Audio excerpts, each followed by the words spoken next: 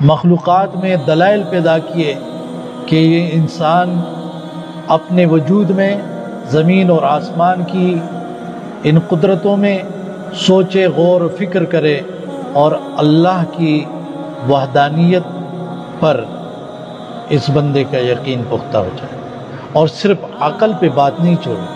صرف یہ ظاہری دلائل قائم کر کے اس پر بات نہیں چھوڑی۔ اللہ نے ہر دور میں، ہر علاقے میں، ہر قوم میں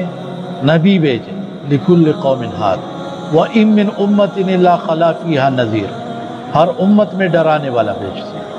کتابیں بھیجی، اور اب ساری دنیا کے لوگوں کے لیے قیامت تک کے لیے محمد الرسول اللہ صلی اللہ علیہ وسلم نبی ہیں، رسول ہیں، خاتم النبیین ہے، اور قرآن عالمی کتاب ہے، سارے لوگوں کے لیے، ہر زمانے کے لیے، ہر دور کے لیے، قیامت تک کے لیے۔